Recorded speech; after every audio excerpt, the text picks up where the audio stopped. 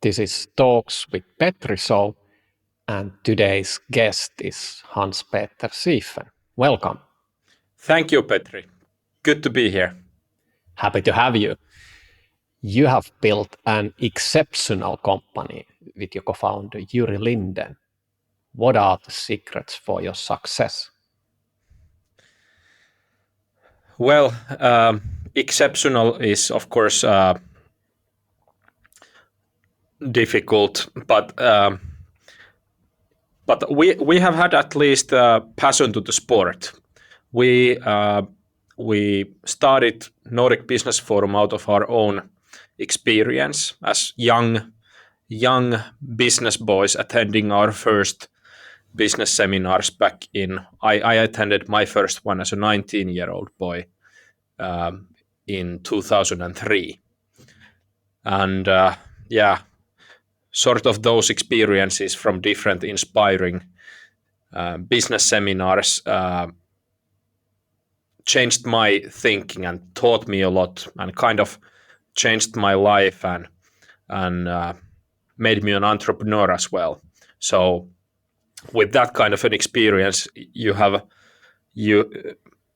more passion in what you do, since basically the idea or the dream of starting something like Nordic Business Forum came from that experience and those experiences. So I think passion and the strong feel of purpose is really key and important to making something really significant. But since I stick to my claim that you have made something exceptional, we can go a bit further, what are the elements on that. But I think it takes a bit more. Passion is important. And if I've understood that you've been really wanting to do training and learning from a long time, so that's basically you're fulfilling your dream. Mm-hmm. But did you have some benchmarks or some best practices? Because you started to do it from the very first international phone call a bit differently than the regular other event organizers or people who are providing training and conferences. Yeah. So on the side of my studies, I worked as a sales representative for quite some time, some years before starting Nordic Business Forum, and during those years attended a lot of sales related conferences and also got to organize quite a few. But I mean, our experience when we actually got started was still quite vague in terms of building something really top of the line, and it was not top of the line from the beginning, I think. At least the guests were top of the line in a way. Well, you are now thinking about the 2011 edition with Al Gore, I suppose, but that was not the first one. The first annual main event we had was a year earlier with only Finnish keynote speakers, and it was not close, or it was not in the same category of what Nordic Business Forum is nowadays 11 years later. But it was enough and done with thought to surprise the audience that we had at that time.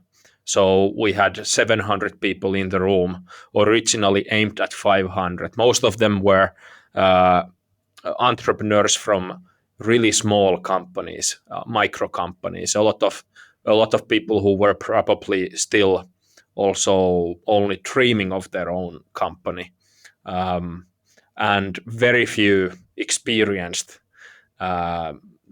business leaders, so to say.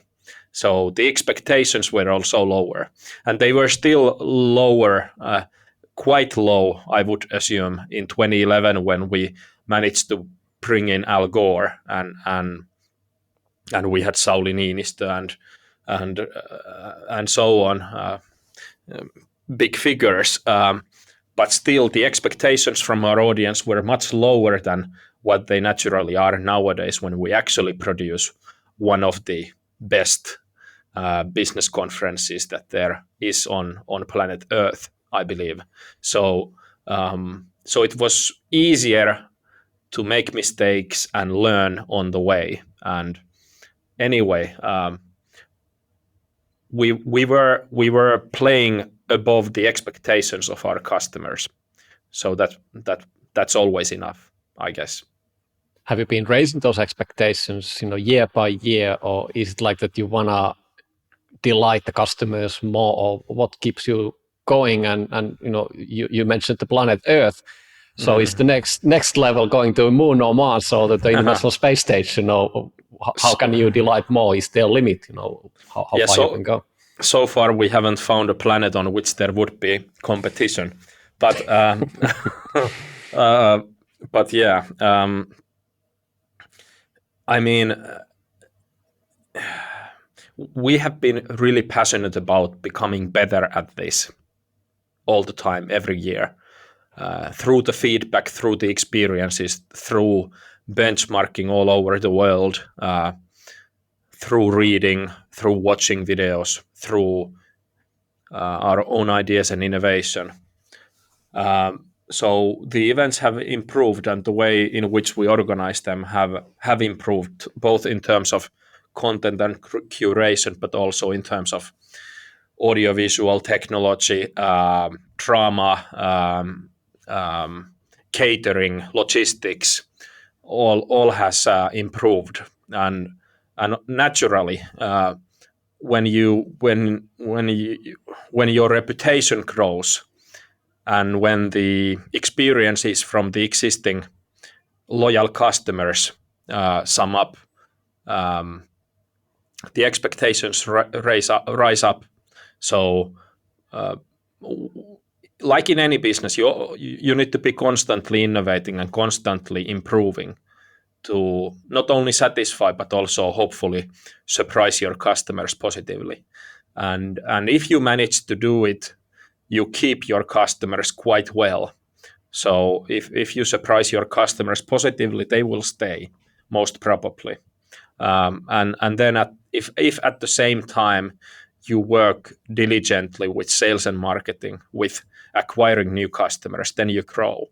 And that's basically the simple growth formula that we have had, in terms of organic growth. And kind of this has helped with the unorganic growth as well. We have done some M&A activities when expanding to new countries. Some of them have been successful, some luckily few, but not all have been successful. But it has been easier to go about M&A activities when you have a reputation and people actually want to learn from you, and they see synergies in terms of joining forces and so on. So that's how it goes, step by step. If the first event was like an MVP in a startup world, could we actually just make a tiny exercise and think about, like you said, you've been improving things over the years and picking up different bits and pieces and making them significantly better. And now over 10 years, you made also a documentary, which I recommend everybody to watch, see what's the spectacle before the COVID hit. So 2019 event. So for example, I remember in the very beginning, you did a lot of sales. So it was cold calling, and it was maybe 4/5 of the whole, fulfilling selling the tickets. That was basically with direct sales, and then you started also with the matchmaking application 2011 already, Prella, or was it around that time, at least experimenting. So there are these elements which been coming. So maybe you could run through, and I can obviously, contribute and help as well to sort of, maybe analyze and pick up, that how do you build a hugely successful and exceptional event in 10 years, year by year? Yeah. You don't need to go all the years, but I mean that, the speaking sort of the components which are crucial. Yeah, like you said, both Yuri and myself, and it was only me and Yuri for the first 1.5 years, I believe, or something. We come from a sales background, so we are pretty simple sales boys, and the only thing we thought we knew well was selling. Of course, we started doing content, newsletters, and a blog, and social media, Facebook, and so forth, right from the beginning, and that was important. But we mainly filled the first events with sales, and also when we made the first recruitments, the first others were also focused on sales. I think the first person who came in whose primary focus area was not sales was in late 2011 probably, and that role was then customer service. And as you said, I believe it was like 4/5 of the new acquired customers were through sales efforts, sales meetings, and sales calls. But then on the other hand, and the rest 1/5 was through marketing. But then on the other hand, when year over year we were able to keep the existing customers with a very high percentage, you need to acquire a loyal customer only once if you keep the customer well. So the loyalty, and also when you build a brand, you build a reputation. People buy much more through marketing. So year over year, the number of new customers acquired through marketing also grew all the time. And nowadays it's bigger through marketing than sales usually. And it's also very international. Is it like 40 different nationalities at least in the event? Yeah, in Helsinki, 50 different nationalities last time. So and then how many on the people, other, just for the audience as well, to give a sort of magnitude of the last physical event? 7,655, if I remember correctly, in the previous one, plus the exhibitors and so on. So that's just for the ticket holders. But then on the other hand, we operate in Norway. The company Norway Oslo Business Forum was mainly ran up through marketing efforts. Same in Amsterdam or Netherlands, where we started out through an acquisition now in April this year. Denk Producties, which is the name of the company over there, has operated for 18 years and basically only through marketing. So they have never had a dedicated person or a sales team who would be contacting customers. Well, yeah, there is one nowadays, but that's for bigger group sales. And so there are different ways to go about it. What we knew was sales, and that's how we got started. And luckily it succeeded. So, but it's not the only path that can be taken. I believe the best case is that you have a clever combination of both sales and marketing. Also, if you just run on marketing, at least in our business, you waste a lot of good opportunities in terms of reaching out personally to your old clients, existing happy customers who just did not activate to purchase again without contacting them, or similar many types of prospects who have shown interest, and it might be the defining thing for you to be in contact with them. One of the things which is quite exceptional, I'm using that word a lot now, is that you sold out When you still have the event going in the last final minutes or in the next days, you will basically sell the next one already for the existing customers who go there. When did that come about? Was it how and how did you come up with the concept? Because I don't think that's a regular way usually events are sold. It's like probably the dream of an event organizer to have it sold out almost like a year before, but usually that seldom happens. Yeah, that was built in the business idea, the business concept that we had when we started. So that's how we operated from day one. And we never sold out the next year's event immediately. Well, once we did sell out the capacity that we had planned for the next year in 6 days, and that meant 5,500 seats, I believe, in 6 days, a year before the next year's event. So that was indeed quite exceptional. But then, did you collect all the money as well? So you had basically the budget to do the things. yeah, well, yeah, there were different schedules for payments which the customer could choose, but we got all of that money very early. So that's also one thing that helps us with our business model, of course. But even then, we then found a way to add some more seats. So we then continued sales. I believe, well, we sold out finally also extremely early that year. But anyway, so yeah, that has been something that we have done already in the very first event in 2010, when launching the next year's event for 2011 with Al Gore and so on. And I don't remember the exact quantities, but I believe that we probably indeed had 700 people in the audience, and we probably sold like 600 tickets for the next year. But of course, the event next year, then originally we had a plan of making it 1,200 attendees, but it was then 1,800 or 700, if I remember correct.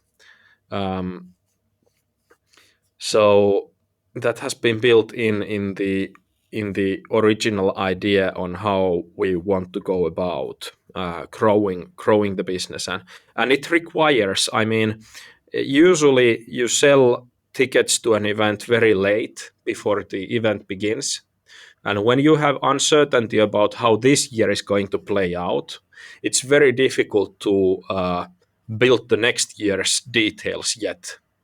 It's difficult to commit to expenses for next year. So you need to kind of be building at least two major events, 12 months apart from each other at the same time, to be able to launch the next year's event in an attractive way. And that requires quite a lot, but that's how we have been just doing from day one, and so far it has been good for us. Then there's also the cultural aspect. In the documentary, it's shown that you have almost 1,000 people at the day of the event working for the event. There's volunteers, there's a lot of people involved. How did you build the culture and get everyone sort of organized for those things, and because the magic happens on those days, and there are some magical moments in there, and you try to create also some magic. Maybe you can give some examples what those magical things are, but it doesn't happen automatically. You need to build that. Yeah, the 1,000 people that you refer to, that's I'm not sure how much it is during the event days exactly, or I should look into it, but it's close to 1,000 during the event build-up week and the event days and the build-down days.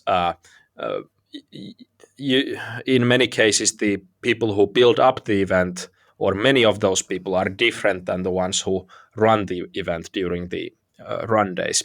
But all in all, it's almost 1,000 people. Regarding the culture and how we have built it, I believe it boils down to what I mentioned in the beginning. So the strong feel of purpose. We are really purpose driven in our business, and that's how this thing originated. Is it coming from you and Yuri, or did you sort of figure it on the way, or did it come from the speakers, or it was sort of combination of all of the above? Well, I guess, of course, a combination of all of the above, but I believe it originated from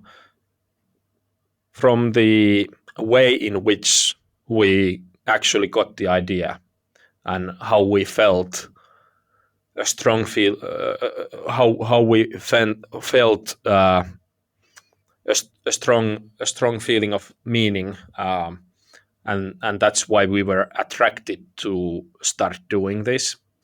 So that's where it has originated from, the founders' feel of meaning and purpose, I guess, and that's where the passion originated from. And I believe that's how it's for everyone working for the event also. So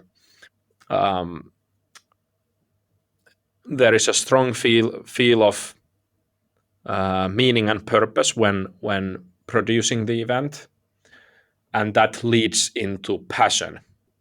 So people really, they want to make it magnificent. They want to make it really valuable for the customer, and part of making it valuable for the customer in terms of learning and networking is that you build it into an experience through drama, through AV as well.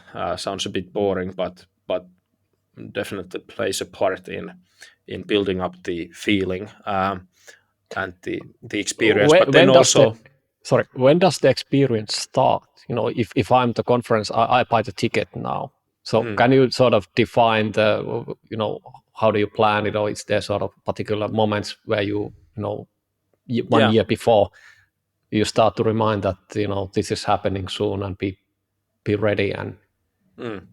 Well, in the best case, I think it starts maybe even before, and it's built in the brand if you succeed over time, I guess. But it starts with the sales process. So people having a good feeling when they are approached through marketing or through active sales work, and they get a smile on their face when they purchase.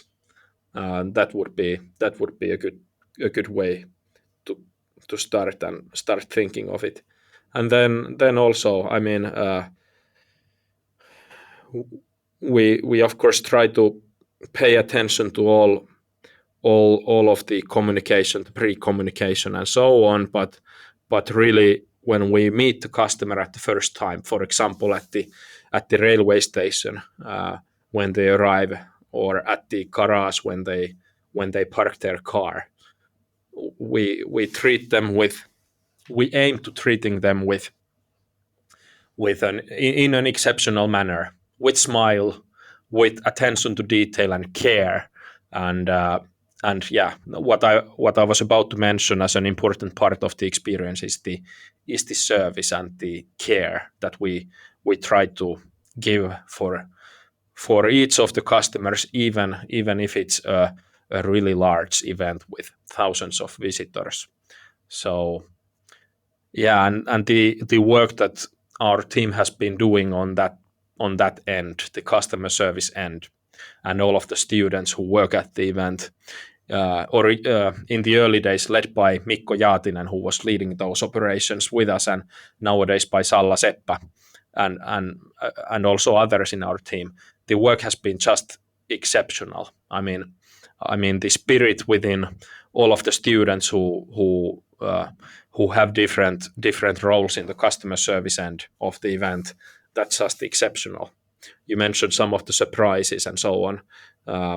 That comes down to small things like opening the door, giving a friendly smile, but also in actions when someone's high heel gets broken, and you find a way to serve them with a spare pair of shoes, and on during the next speech go to the carpenter, or how do you call it, the man who fixes shoes anyway, and then you bring the shoe back the heel fixed when the next break begins. Those are magical things that you can do if you have enough love and dedication to the sport.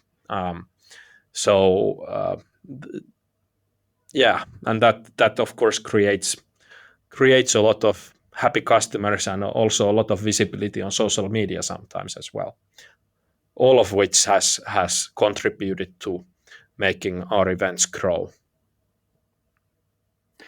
Is it becoming harder to sort of delight or surprise the 10-year-old regular customers who are your loyal customers for over a decade?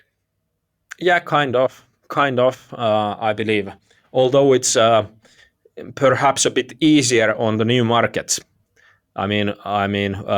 We can do things that we have found really successful during the years as new things on a new market for a new customer base.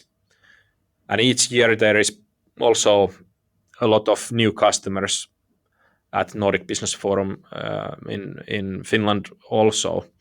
But still we also get better each year.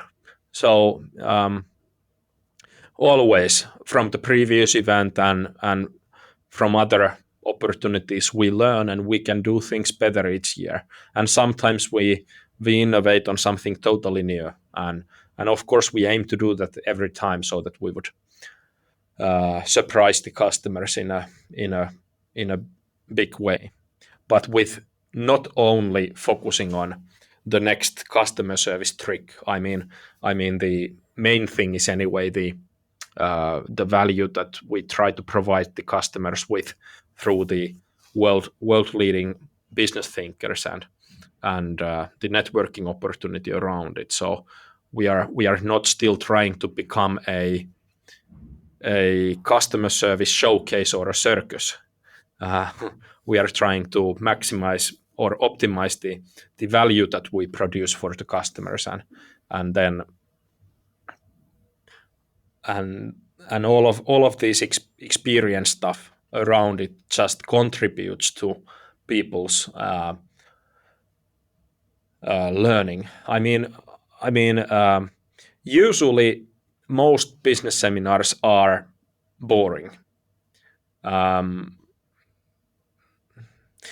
You have a lot of people who battle against falling asleep, and that I guess that's that's what the coffee is for. There usually just yeah, and I mean there is a lot of coffee consumed at Nordic Business Forum as well, definitely, but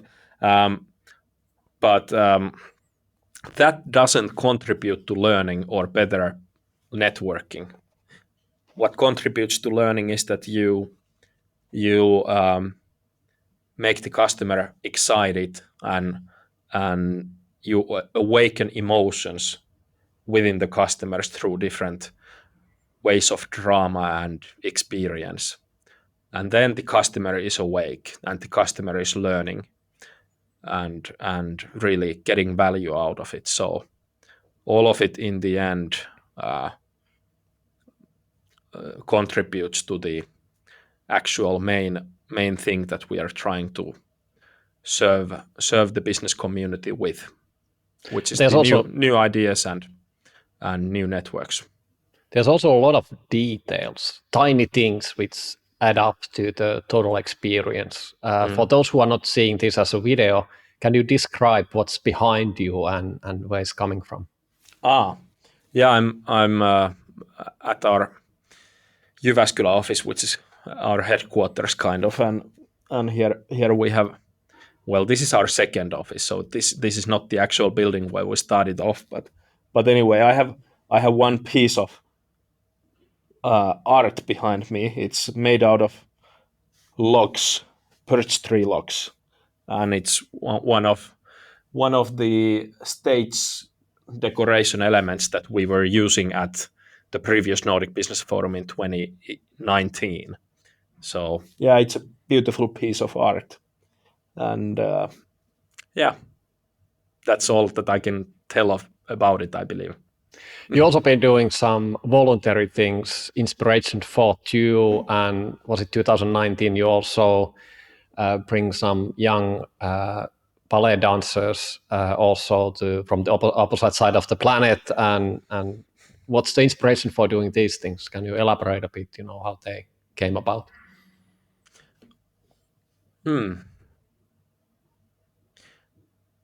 Yeah,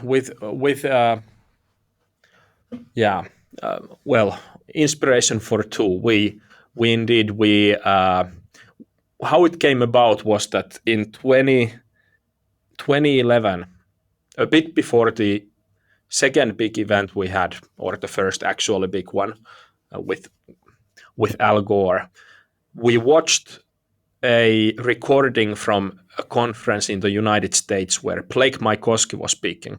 Blake is the founder of Tom's Shoes, and they have this policy of 1+1.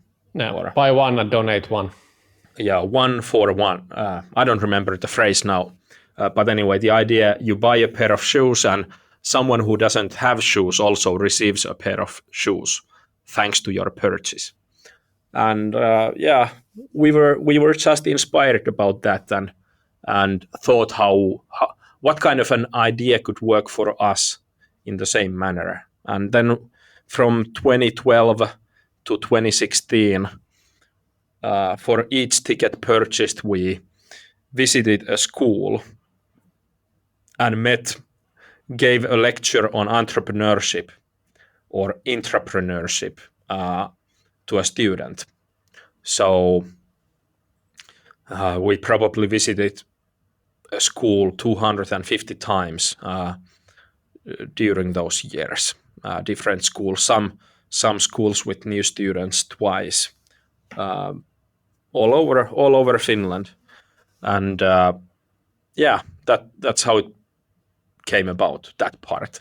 And then the other one you mentioned, the ballet dancers from Peru, who are from a slum or from a less wealthy area anyway in Lima, and who have not had access to such a hobby, which usually has been a hobby for more wealthy families. But then there has been a teacher in Lima, or a ballet teacher, who wanted to make it possible for some young children from less wealthy families over there, and we saw a video of this magnificent story online, and invited them in. In many cases, you can teach a valuable story. You can inspire someone to do something similar, something meaningful, through having these things as a part of the drama that you build into the event. And I mean, laughter is powerful if you make people laugh, but moving people also in tears sometimes is even more. It needs to be a combination, of course, but you don't want everyone to be crying throughout 2 days. But it's good to really move people in emotions, and sometimes we succeed really well, sometimes not as well. We look for different ways on doing so, and hopefully in a meaningful way. So, Can you give some examples over the last 10 years of highlights, and why not also something which you think was amazing and didn't work out exactly as planned?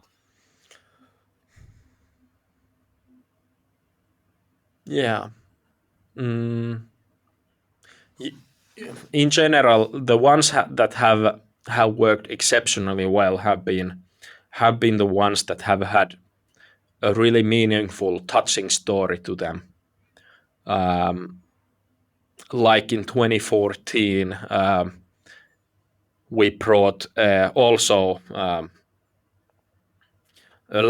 something called Landfill Orchestra from,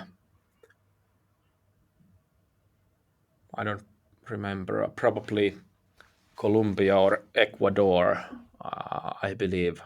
I have a weakness in memory here at the moment, but we actually, yeah, it was 2015. Now that I remember better.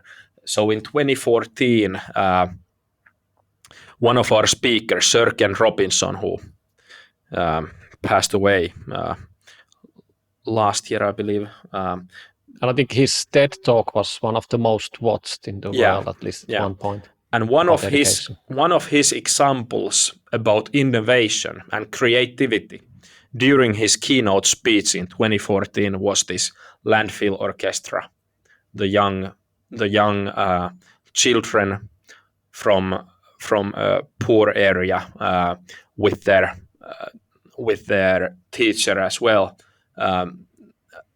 And then for 2015 we just wanted to work on finding that orchestra, which we found online nowadays, of course. And it was actually quite difficult to get an answer. I was contacting them a lot in English myself, and then after a while we thought that, hey, Mikko speaks Spanish, so let Mikko try, and then he got an immediate answer. So or at least much more easily an answer, and we were able to bring them in. And in the beginning of the conference, we kind of rewinded the previous year's conference in the opening video, where Sir Ken Robinson told about this example on creativity from Colombia or Ecuador, anyway, and landfill orchestra being the case. And then when the video ended, landfill orchestra with all of the young people in it were on stage and started playing with the instruments made out of carpets that they are using, and it was a really touching, a really powerful story. And there are quite a few similar ones, and those have been usually the most successful ones. If I need to think of something that really failed as a surprise, I don't believe that we had one that really failed, but of course there have been more and there have been less powerful ones. So yeah, that's just one example. What are the most memorable moments, something you have personally surprised, from the speakers or from the guests, or just from the audience as well, over the years, who have sort of blown you away with whatever, the way? That's rather easy. I think Jim Collins, Jack Welch, and Arnold Schwarzenegger have been the ones to blow me away personally the most. They were all, well, Jim is one of a kind. I guess all of them are one of the kind. Yeah, all of them are one of the kind. Jim is just amazing in his cleverness, and he really. We had a cup of tea. He wanted to have a cup of tea on the previous day before Nordic Business Forum at the hotel in Helsinki, and he just you couldn't refuse, even though I guess you would have been kind of busy for the organizing the event as well. Well, what would be more important than to ensure that the speaker has all of the information he or she needs to make the presentation on the next day marvelous. So that was definitely a top priority, and he taught me. He asked what business are we in, or what are we actually doing from my point of view. I don't remember what I answered, but he said that you are building business leaders, and that's the most valuable thing for the society that you can do, to build better leaders.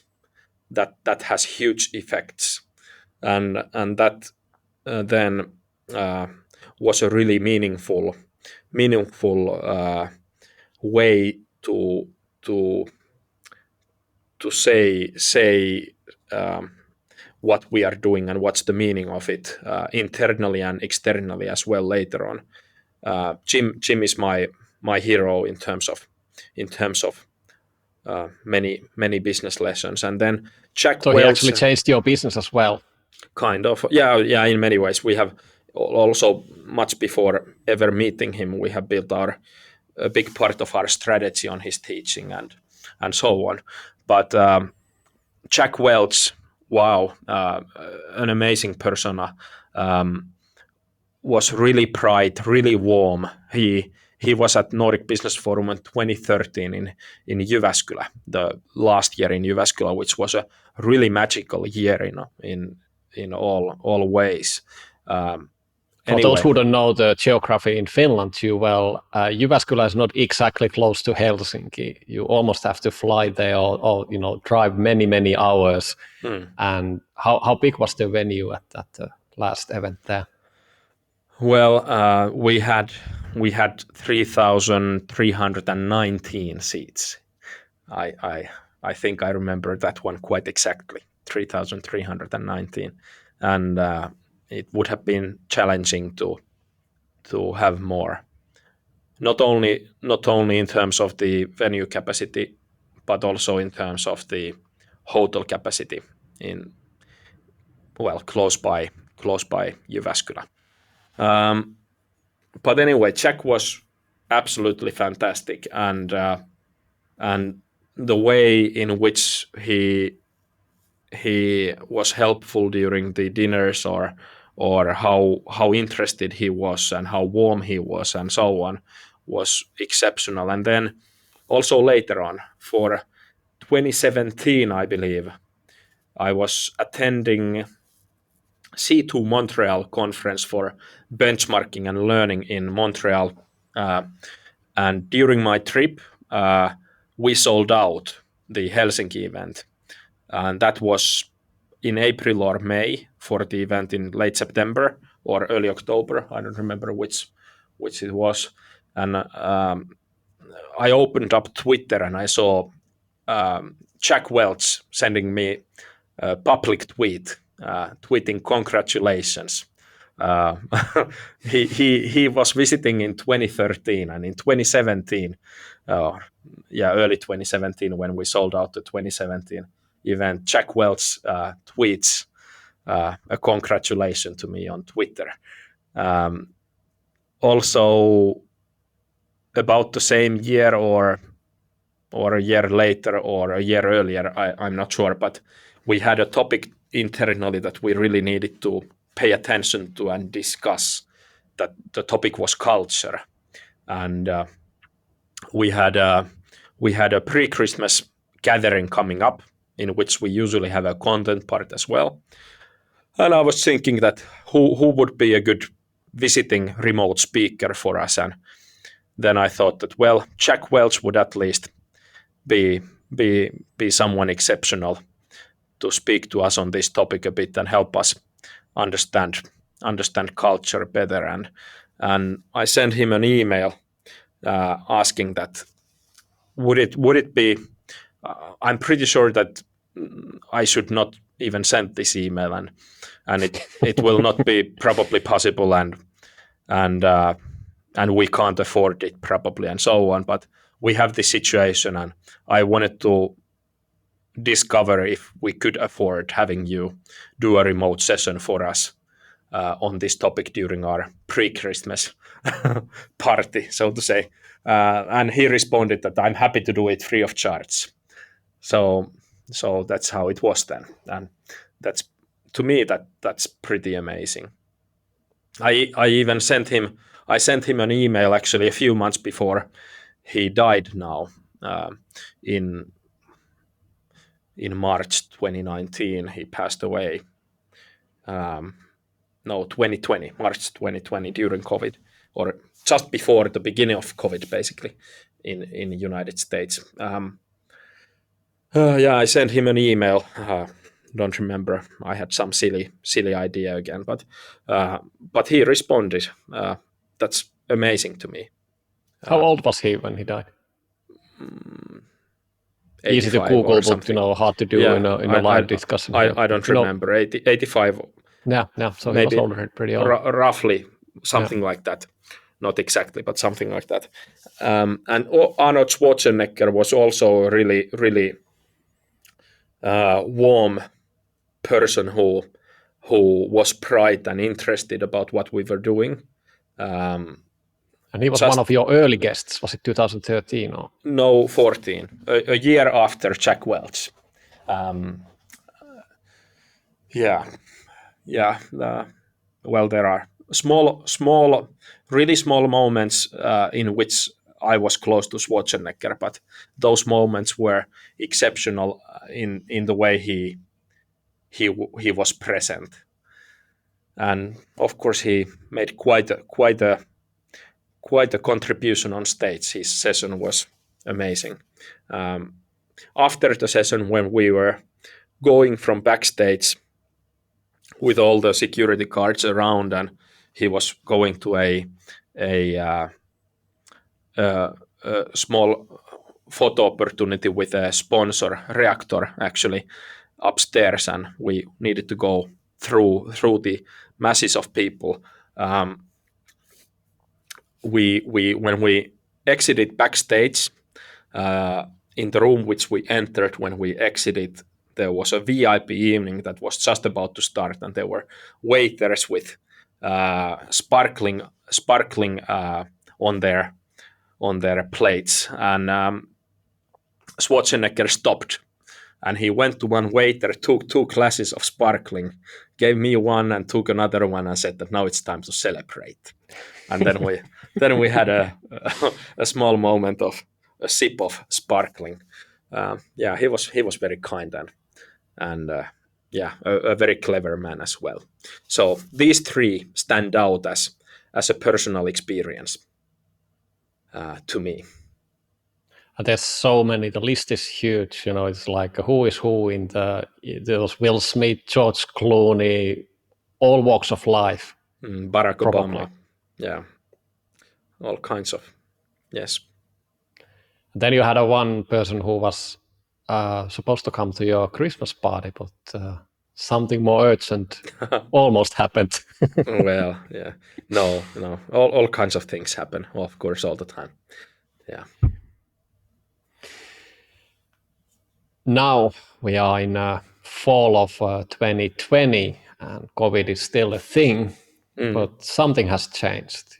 You actually been traveling even abroad. Oh. And you went to a live event. Can you describe the feeling, and did you remember how to behave in an airplane and go abroad? Almost.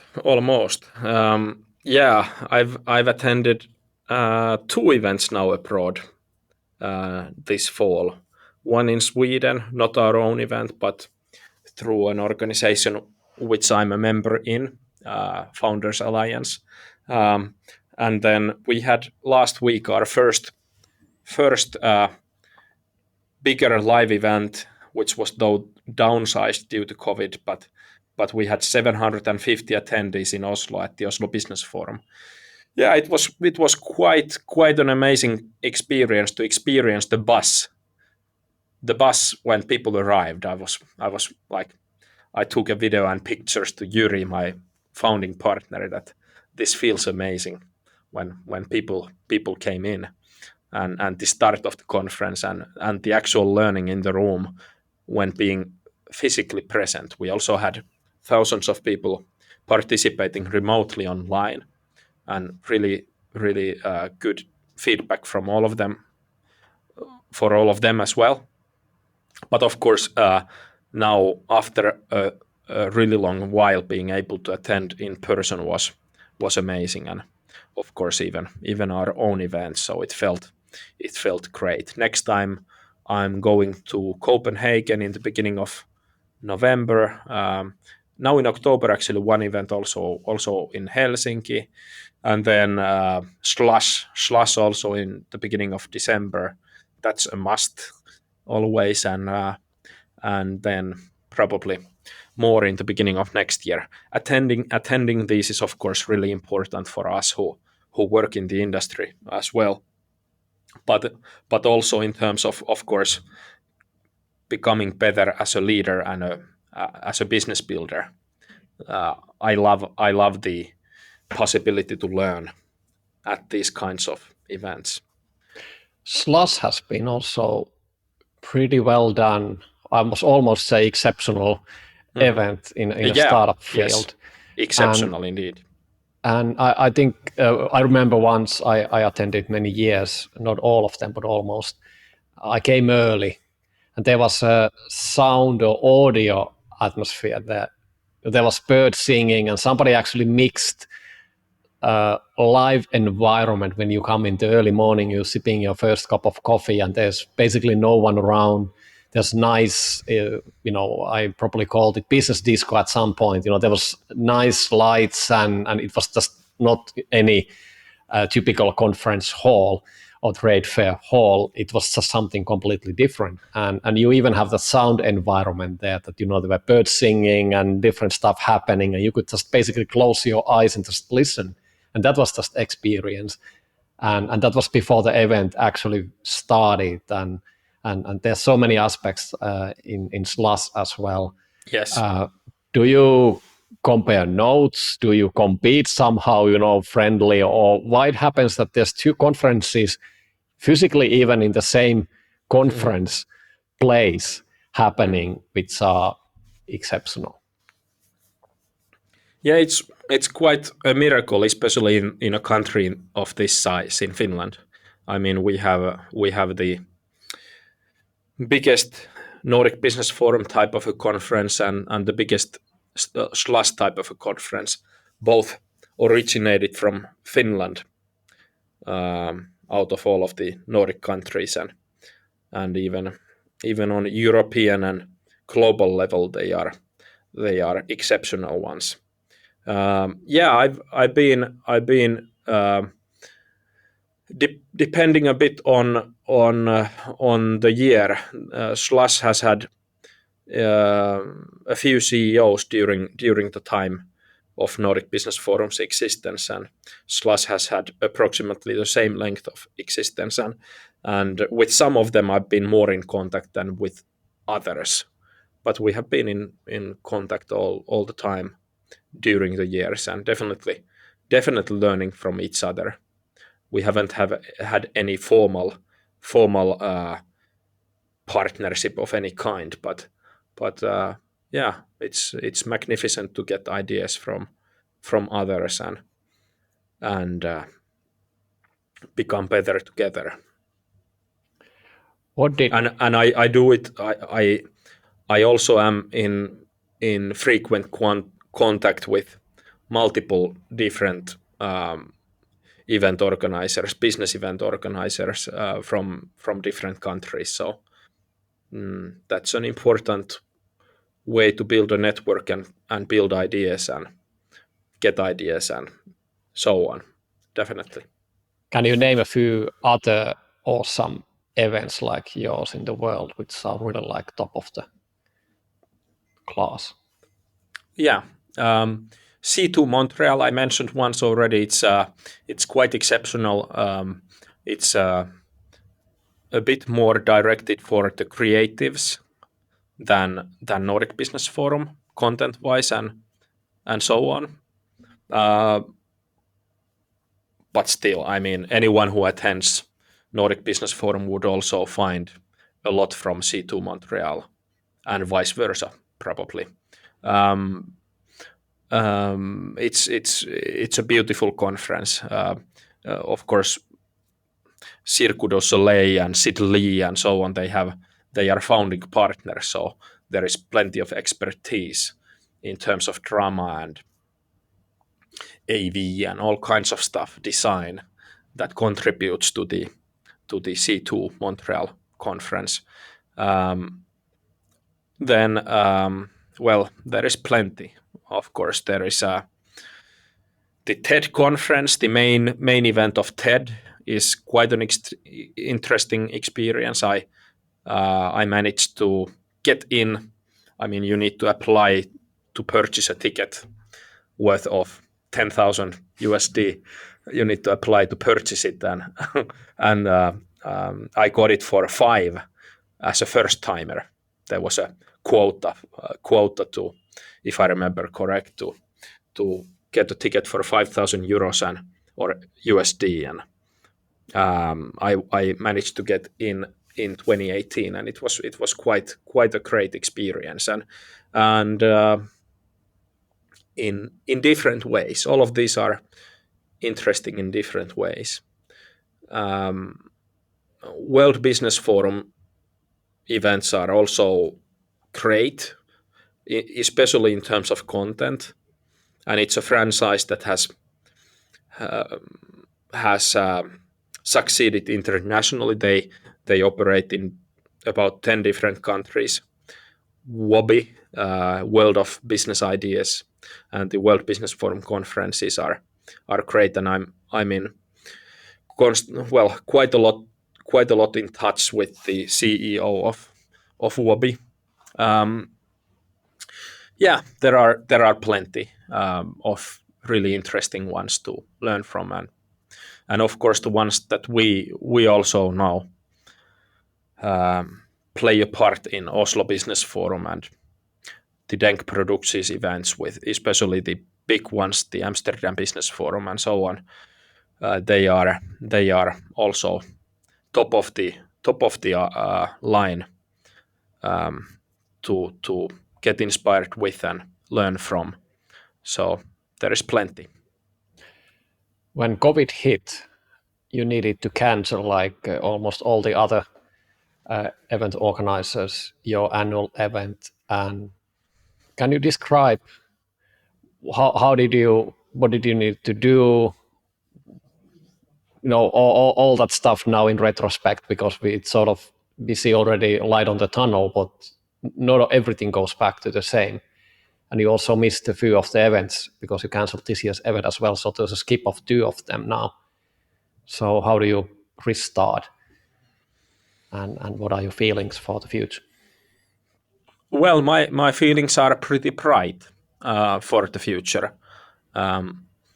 It is of course sad that we needed to cancel 2 events for which we were really working hard at in Helsinki and also in Oslo. In Oslo, we had a smaller version last week. The restrictions in Oslo and the COVID situation in Oslo played out in a bit different manner than in Finland during the summer and now in September as well. But yeah, it was of course a huge disappointment, and not probably also I hope for a lot of customers, or at least some customers as well. I hope it was a disappointment, but we are really excited about 2022, and I believe it will be one of the biggest and greatest, if not the biggest and the greatest year, with also more events than before in more countries, and yeah, it's exciting to get. We have now gotten to full speed working with the 2022 events, and the sales situation is good. A lot of customers have maintained their tickets despite the cancelled events in between, and yeah, if COVID does not bring us more surprises, I'm really confident about 2022 and the future in general as well. So a lot of excitement and a lot of growth plans ahead of us. You also diversified from the very beginning in your business. So you had another side of the business which is run by Yuri. Can you tell a bit more about that? And that's probably helped also during the years when the events were down and the revenues obviously quite significantly, if not all of them. Yes. Well, yeah, it's a totally different business. So at the same time so it's not part of the same company. It's part of the same group. We have with Yuri, my co-founding partner, we have something called the Nordic Business Group, which owns the Business Forum group, including Nordic Business Forum, Oslo Business Forum, and Denk Producties and Amsterdam Business Forum in the Netherlands. And then we have another subsidiary within real estate. We started with our first real estate. We bought our first apartments with Yuri quite simultaneously with starting Nordic Business Forum. That was 2009, and that has grown. Originally, we did real estate things and Nordic Business Forum things in just one and the same company, but they are. I mean, there is not much common in them as a business. So in 2012, we separated the businesses into their own companies, which are totally separate except for the same mother company, Nordic Business Group. So the real estate has been good and it has been profitable. So in a way, it has helped. I mean, we have had good years, but there has not been any financial support during COVID from our real estate company to the Business Forum companies.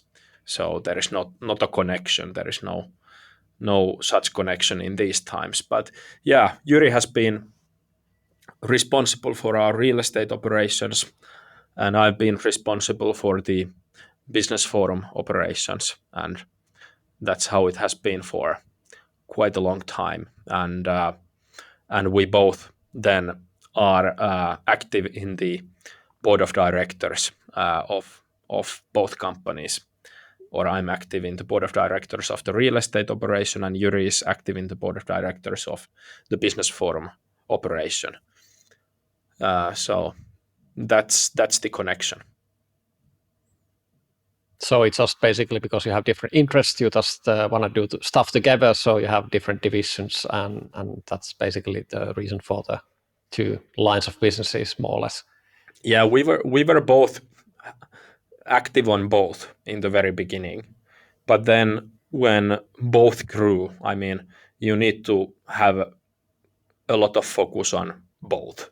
And Yuri ended his operational roles at Nordic Business Forum in 2018, early 2018, when Aslak joined as the CEO of Nordic Business Forum.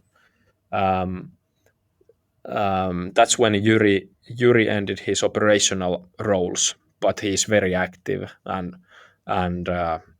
especially through the strategy level. And I stopped focusing on anything operational on the real estate side in 2011 or 12, so quite early. And Yuri has had the operational stuff under his fingers on the real estate business. What about the international expansion? Can you walk us through how that's been happening and what can be learned from your experience? And maybe there's some stories as well. Yeah.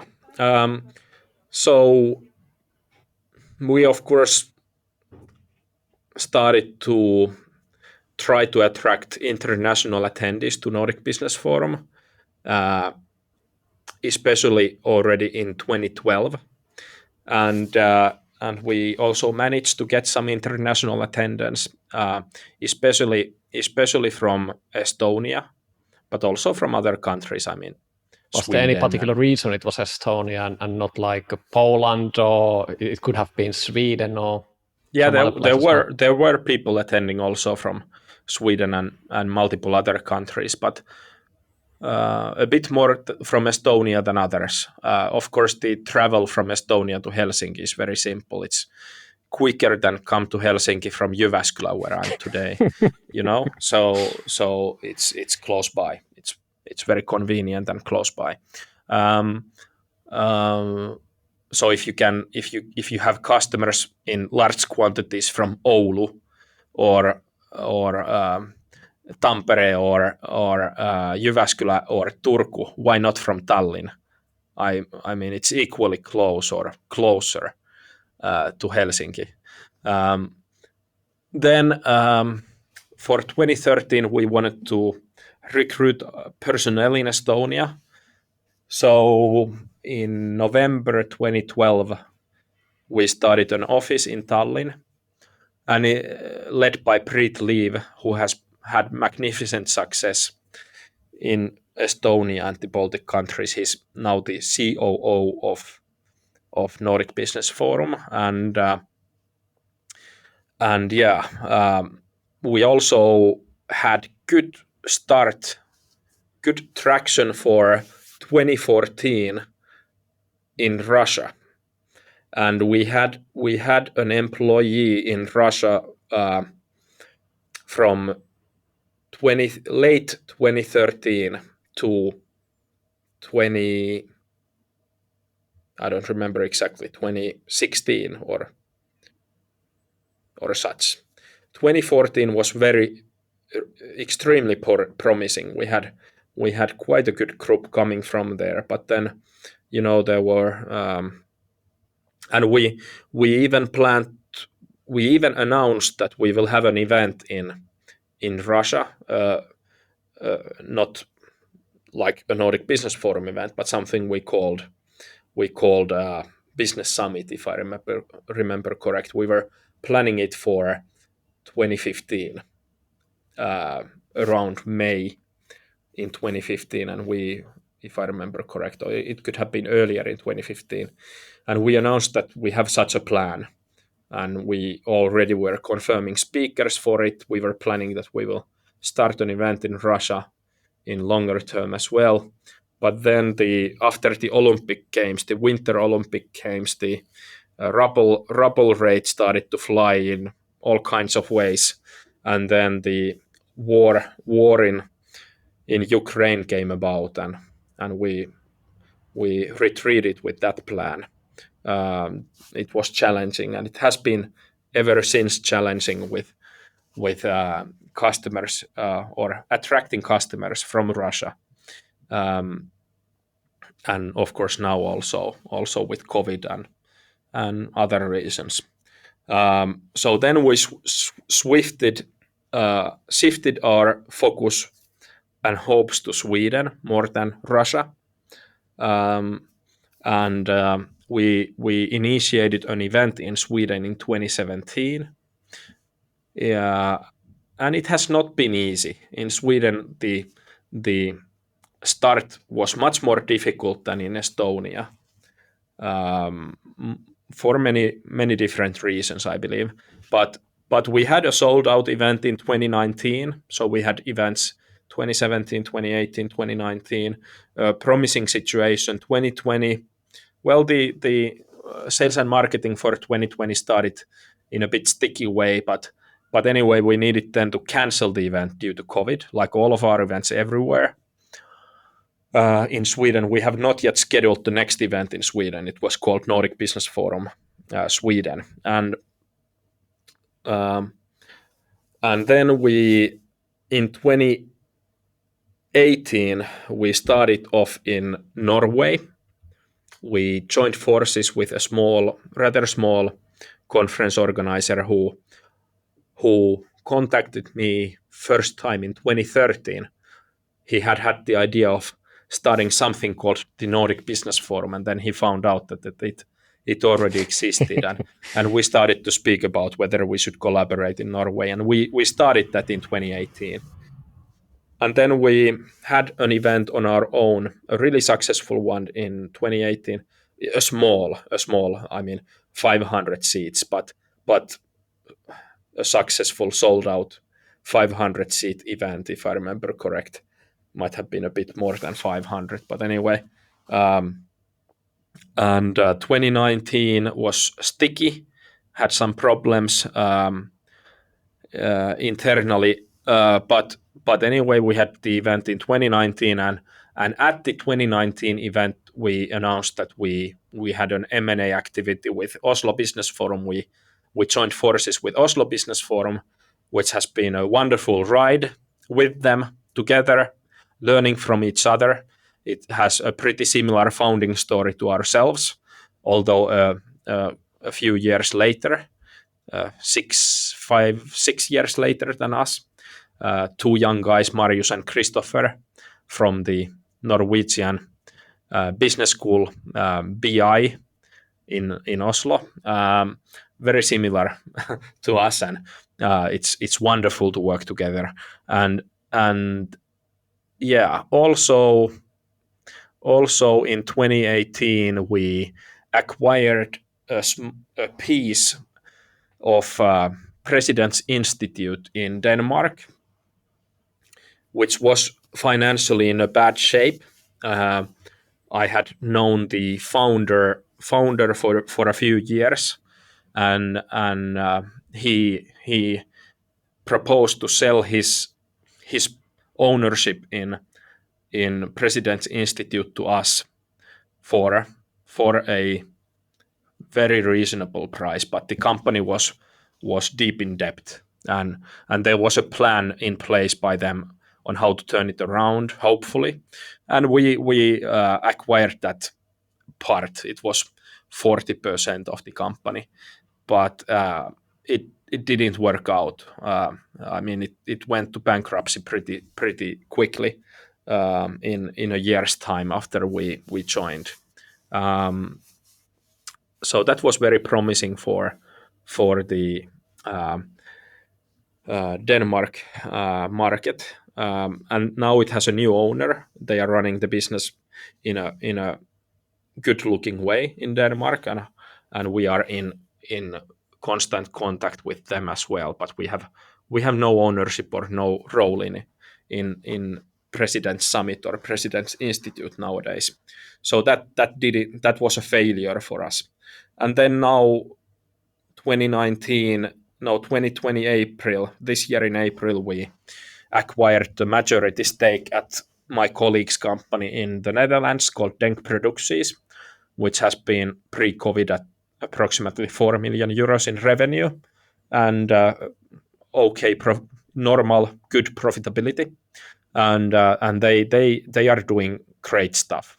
They have a portfolio of about 10 to 12 different seminars a year, and we are building up something called the Amsterdam Business Forum on top of it. And yeah, it has been a great few months to work together, but of course it was quite a lot of months already before April when we finalized the transaction in the Netherlands, when we already worked together on it. And yeah, it looks good, and we are expanding through similar activities, hopefully in the near future years as well.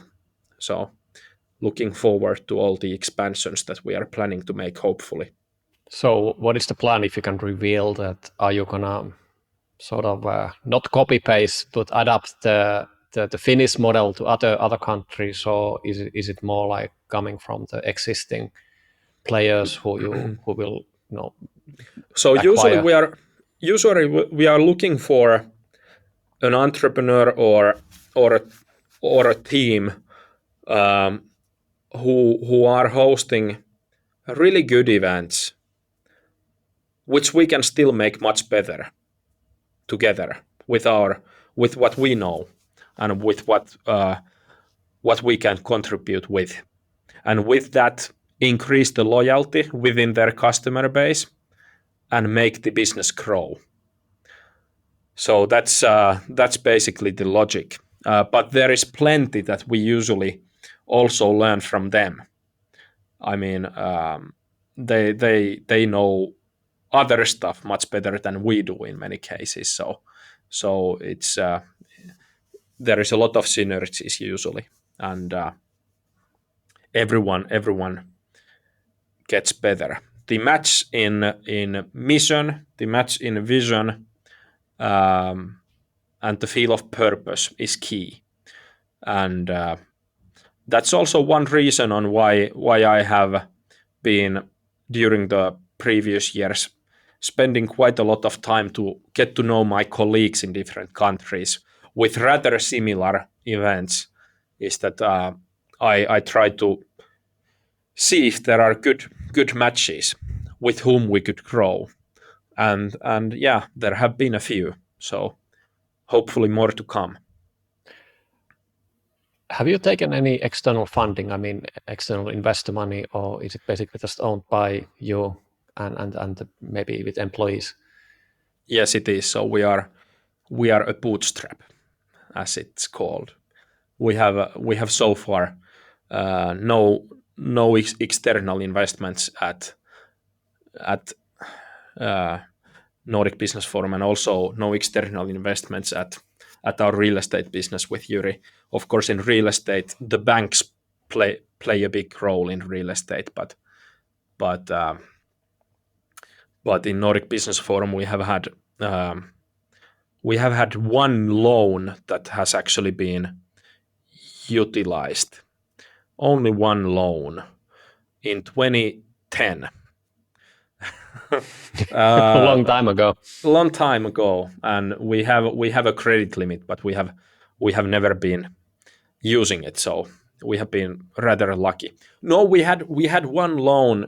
We in 2013 we had a negative year. We lost the sense of budget when building up the magnificent event. Like I told earlier, 2013 was magical, but we lost the sense of budget, and at the same time we invested into booking Arnold, Schwarzenegger, and Sir Alex Ferguson, and Jim Collins, and all kinds of magnificent names for 2014. So Nordic Business Forum ran out of money, and we needed to loan, if I remember correct, €500,000 from the mother, from Nordic Business Group, which was basically income from the real estate. But that's all, and that was paid back in a few months' time also. So yeah. So what's in the future for you personally and for the company? Are you gonna list, or are you gonna sell and do something else, or is there still enough passion for the next 10 years? Yeah, there is a lot of passion still. So we are not looking into selling. We are looking into buying, as I mentioned before, growing through M&A with good colleagues. That's very much on our agenda, but of course not forcing it. So there needs to be a good match, and it needs to make sense for everyone. I'm not too, and we are not too interested about one day listing, but you never know if there would be a good reason for it. And of course, there could be also, it could be that we do badly and we need external money. Luckily, still now, even after or during COVID, we have not needed it. We have found other solutions, but there could be a bigger acquisition that we would do, for which we would need external money, external investment. So it's possible that something will come, but so far we have been proceeding with smaller scale acquisitions, which we have been able to fund ourselves. What is your favorite word? My favorite word.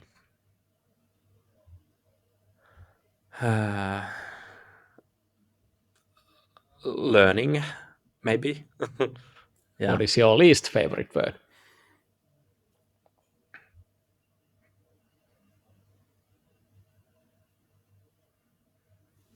I don't know.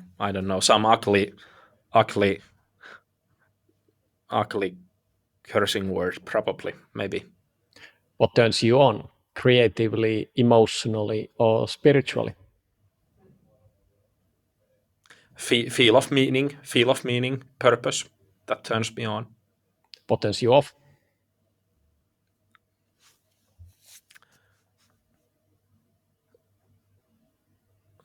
Lack of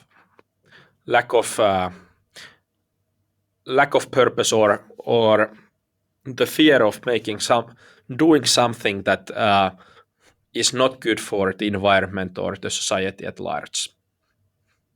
What is your favorite curse word? None.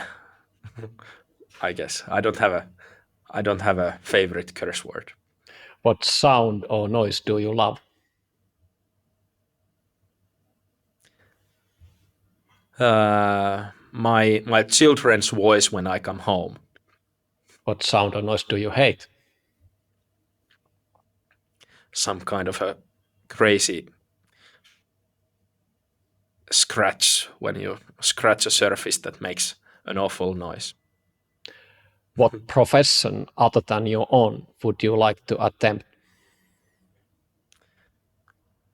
One small idea just quickly on the sound that I dislike. Also the fire alarm.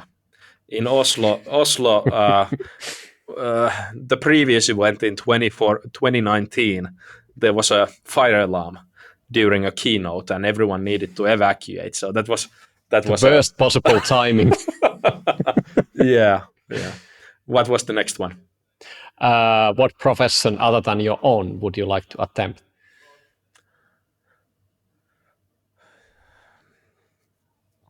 Nowadays, very difficult to think of it even.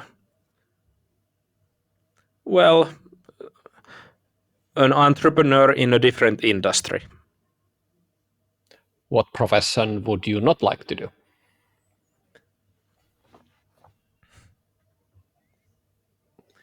Well, anything that I wouldn't have passion to. I wouldn't like to be a smuggler. If you could be a co-founder of any startup in any era, which one would you choose?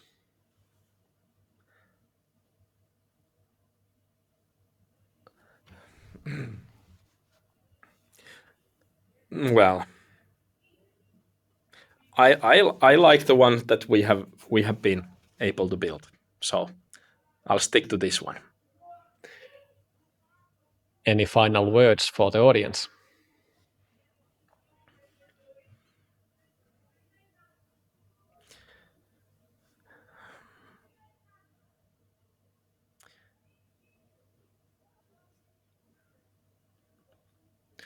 Well, I guess you could say any kinds of life advice, which doesn't apply to everyone, but yeah, remember to even if you are a founder and you run an exciting business, remember also to take care of yourself and take care and spend time with your loved ones and so on. I think that's very important. And it's so easy to forget that as well when things are going, and especially when things are not going that well, and that happens. Sure. Yes. Just it's not if you're an entrepreneur, it's when. Yes, correct. Also. Yes. Thank you, Hape, for this amazing, exceptional, I just needed to add there, and very insightful moment. And for the audience as well, hopefully you enjoyed. If you liked, please follow Nordic Business Forum. Even better if you visit the next event, check their website for that. And if you really enjoyed listening to this episode, how about sending to one or few of your friends and colleagues so they can enjoy and learn as well. Thanks for listening. And till next time.